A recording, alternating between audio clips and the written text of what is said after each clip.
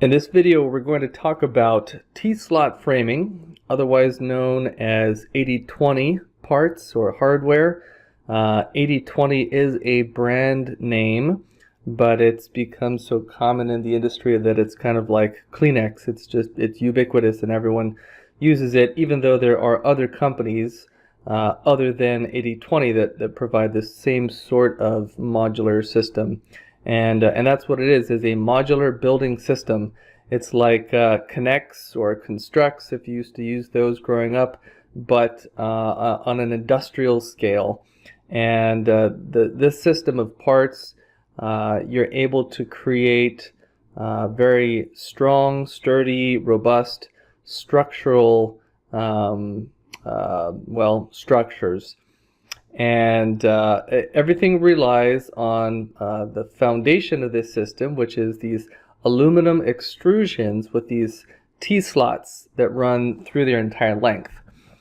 So here on McMaster you can see what the profile looks like of these extrusions, and then up above it, it shows what one of those extruded members actually looks like from a kind of perspective view. But this is what the extrusions looks like in 2D, and you can purchase these extrusions like this with slots on all four sides, like this one, which has just a slot on top and bottom, or slots on three sides, or this one has it's kind of a dual construction. This one is a triple construction. So there are a lot of different configurations in which you can buy it. The most common configuration I've seen is just this standard single construction with slots on all four sides. But you can get them in a variety of different configurations, as you can see here. In McMaster, if you just type in T-slotted framing, it will pull up all of their T-slot hardware. They have an entire section devoted to it. So you can see the rail here, which is kind of the foundation of everything. But they have corner brackets and surface brackets, all types of different brackets. They have special fasteners used to connect other parts with the T-slot framing. So you can see this little tab with a threaded hole in it, and then a bolt that comes as just a little package, like you can see right here and right here. They have double versions and triple versions. And all of these fastener modules just serve to connect parts to this rail. Here are a few other styles of the different T-slot screws and nuts, but they all do kind of the same thing, which is grab a hold of the underside of the T-slot and cinch down on it. Let's see if we can find some examples. T-slot framing.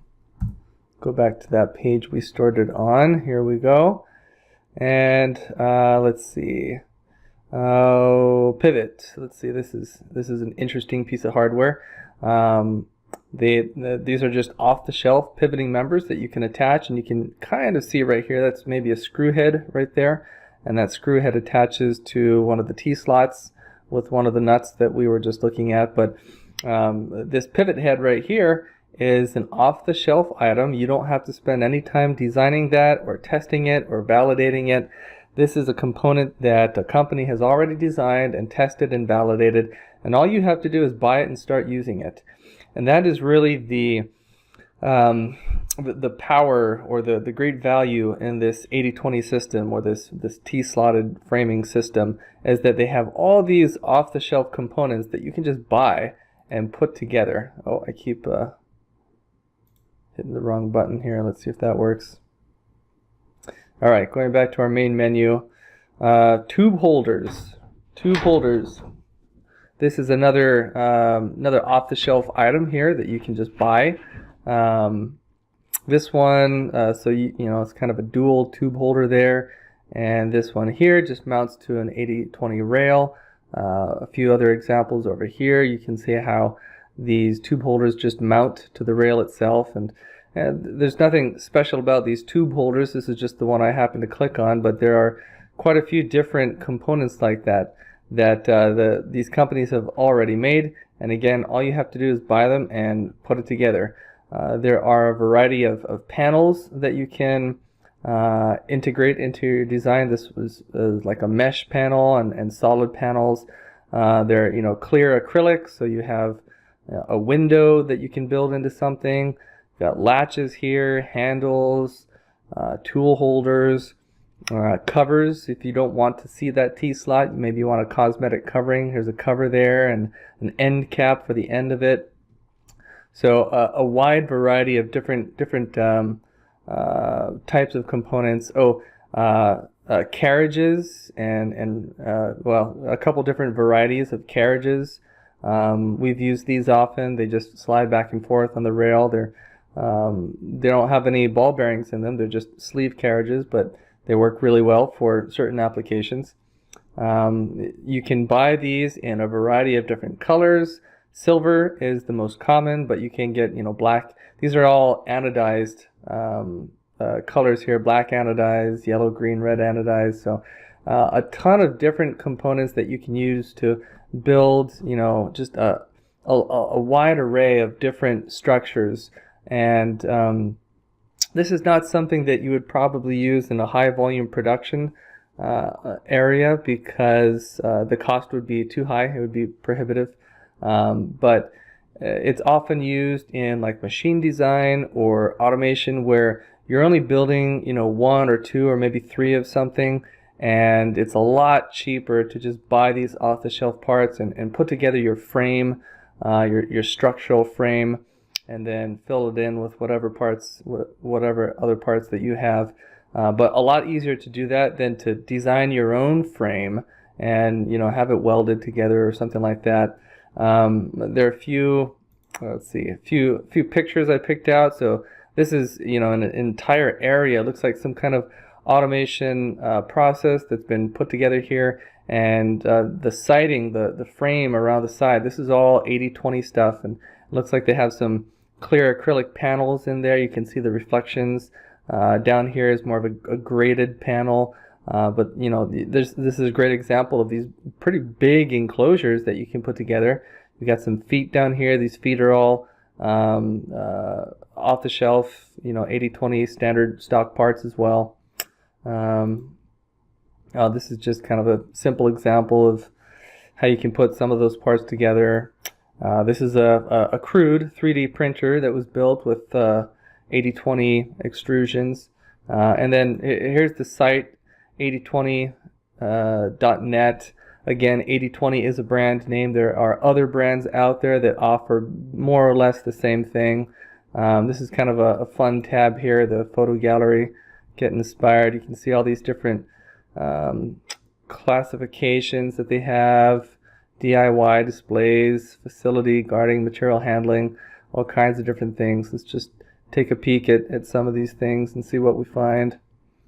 It says some workstation here, right? This is probably in some kind of production facility. Looks like they've got a bin. Maybe it's some kind of kit bin where they're assembling parts onto something. There's a monitor and stuff up there. I don't know. Just is that a pulley or a tool holder? Something like that. Little bench top put together here, looks like. Let's check out the automation tab. Okay, so an enclosure, another enclosure. You'll see a lot of enclosures and frames using 80/20. Here's another example. What kind of displays do they have in here?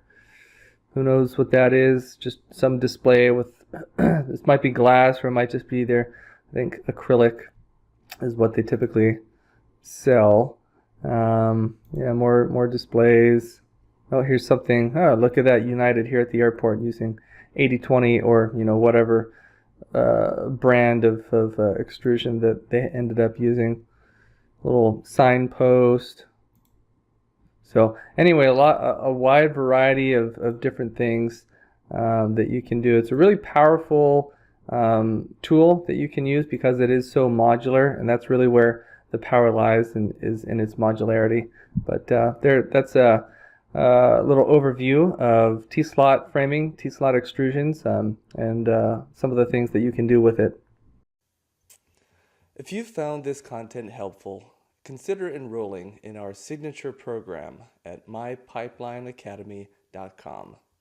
Whether you're an individual interested in beginning a new career as a mechanical designer or a company interested in training your new engineering hires, our signature program helps students develop the practical skills they need to be productive mechanical design engineers.